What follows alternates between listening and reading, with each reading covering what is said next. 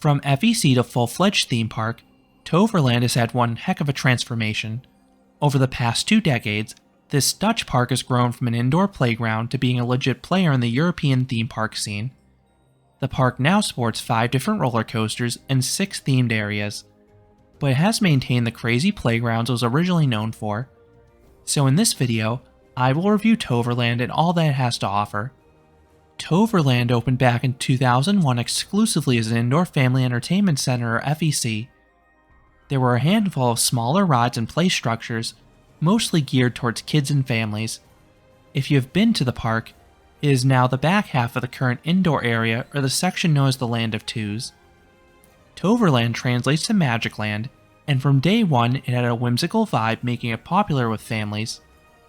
So the park made a bold expansion in 2004 that would radically change the park's trajectory. They doubled the size of the indoor area, building the section now known as Wonderwald. Today, the 2 areas are connected by a fun forest-themed tunnel. The expansion added a half-dozen new rides, which would be notable on its own, but there were 2 key things with these rides. One, they had a bit more theming to them, starting the park's journey towards a legit theme park. Wonderwald specifically had alpine theming. I really appreciate how the indoor area has some atmosphere to it, rather than feeling like a standard plain warehouse. This is not only with the visuals, but the audio plays a big role too. 2. Half the new rides were either fully or partially outdoors. This included a big log flume and backstroke, and the prototype Vekoma motorbike coaster and booster bike. The positive reception of these larger rides led to another big investment in 2007. The park opened Troy, a massive GCI wood coaster. This immediately became the park's new signature attraction, and it put the park on the map with coaster enthusiasts and thrill seekers alike. It was also part of the park's first fully outdoor area in Ithaca, which has a Greek theme and even sports a large replica of the Trojan horse. The next big expansion occurred in 2012 and 2013 with Magic Valley, which is a fantasy land themed to Dwarvels. The most notable ride added for this edition was Dwarvelwind, a mock spinning coaster. But the park's boldest move occurred in 2018. The park added not 1, but 2 large themed lands. First was Avalon. This was a mystical, Celtic-inspired area with castles and magic. And from a ride perspective, the land is anchored by Phoenix, a B&M wing coaster. It's honestly unbelievable that the park started as a modest indoor playground, now grew into a park that could afford an 8-figure coaster like this. Not only that, the land was the park's best yet in terms of appearance. All of Toverland's outdoor areas have nice landscaping, but Avalon took it to the next level. You have a lot of greenery, which is accompanied by waterways and theming. Then you also have Phoenix flying over and around the pathway so it had additional energy. Then the park decided they needed a proper entry area, so they also introduced Port Laguna. Heavily inspired by Port of Entry at Islands of Adventure, this is a gorgeous Mediterranean section that even includes a giant lighthouse. This also caused the entire orientation of the park to be flipped. What was once the back of the park became the front, as guests would now enter Toverland outdoors. The indoor area then became the back of the park, and the original entrance was decommissioned. The abundance of new additions alone is impressive, but Toverland has made a series of theming upgrades too. To get the older areas up to the standard of the new lands, multiple rides have been renovated and rethemed. The 2 most notable glow-ups occurred with the Wonderwald area.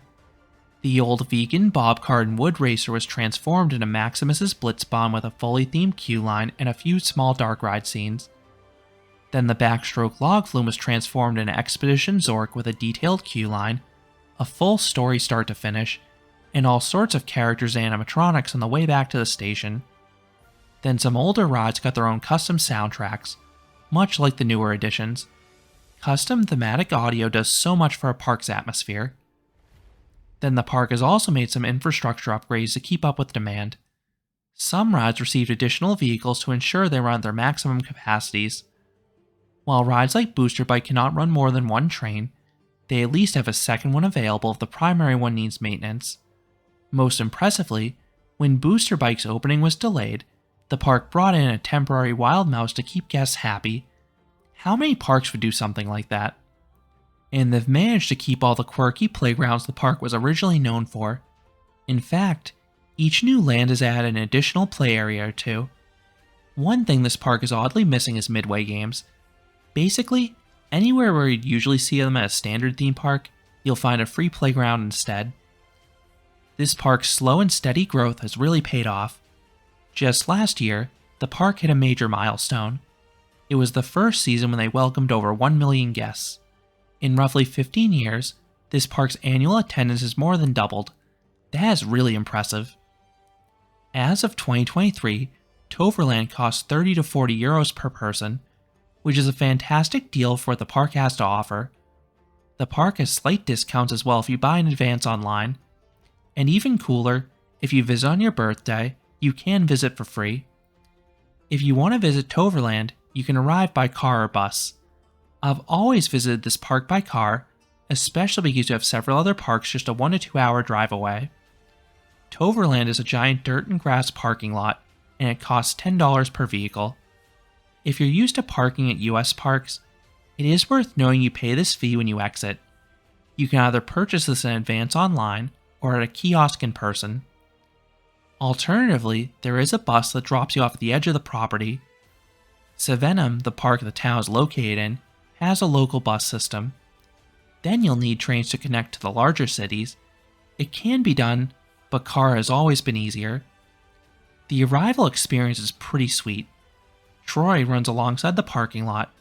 Seeing and hearing that monstrous coaster tearing through its layout really gets you hyped up for your day. Then the new entry setup gives the park a grand feel. You have an ornate entrance followed by the aforementioned Port Laguna. The latter wonderfully transitions you from the outside world into the magical realms of Toverland. From here, the outdoor sections form a big loop. It's easy to navigate area to area. Then you have the big indoor section and back. Most areas are available year-round at this point, but definitely review the calendar for the day you plan to visit. The park will list which lands will be available months in advance along with any expected ride closures. Toverland is a shockingly long operating season. The park only closes for a 1-month stretch from mid-January to mid-February, and then for a few weeks in November.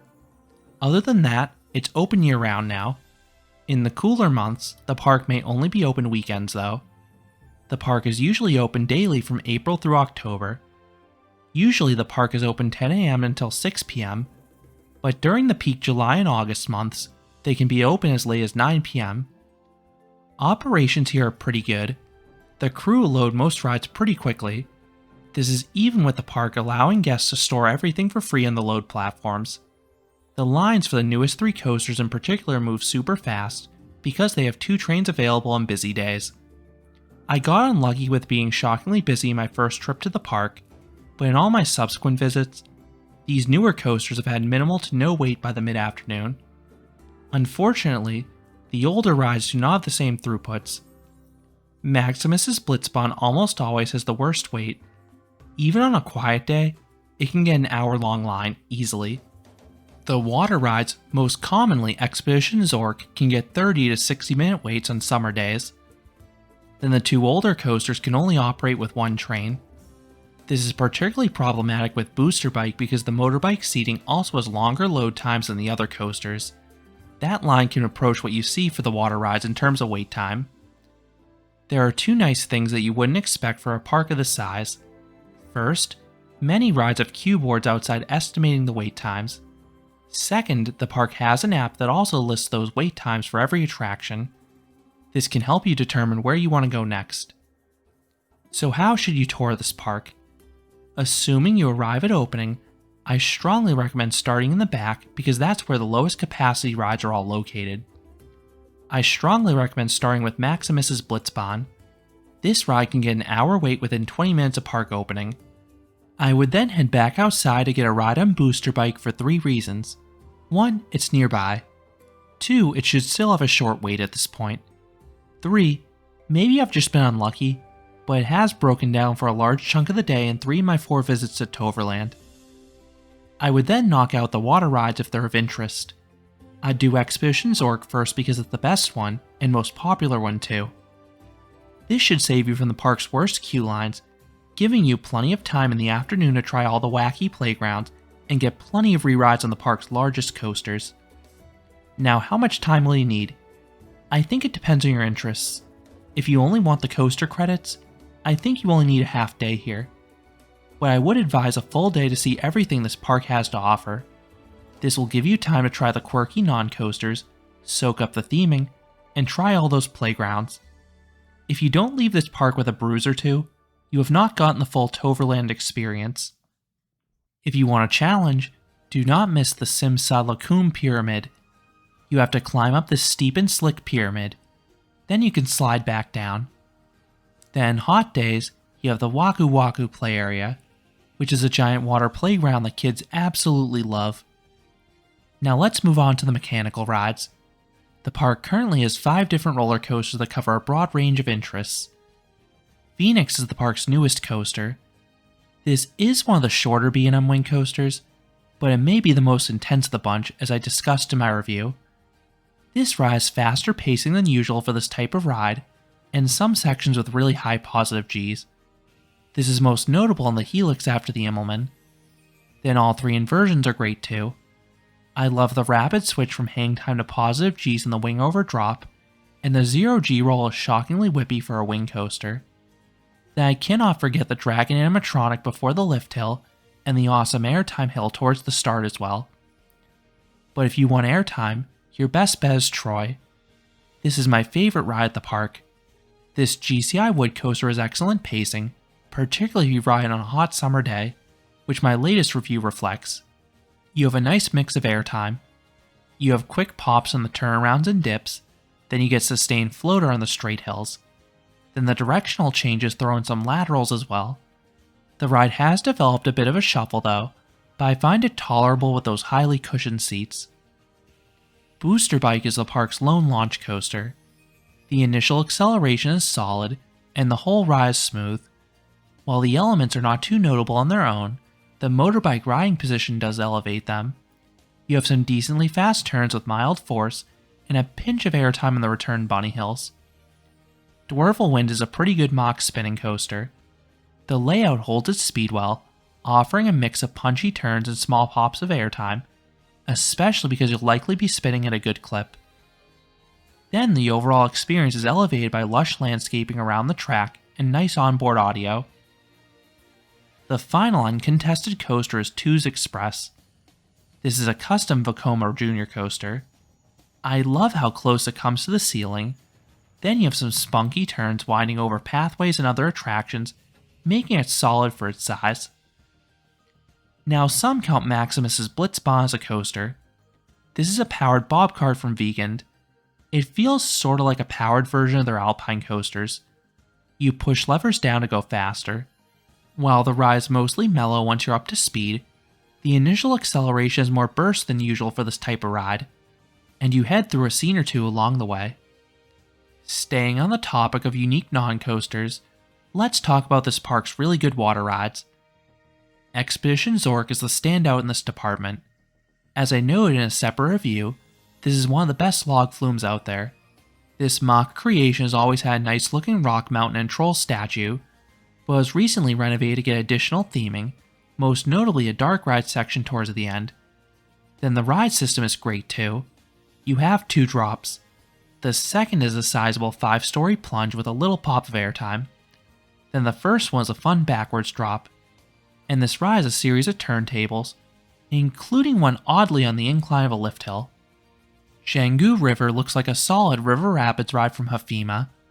I've unfortunately had to skip this one due to crowds and time constraints, so I cannot speak from experience.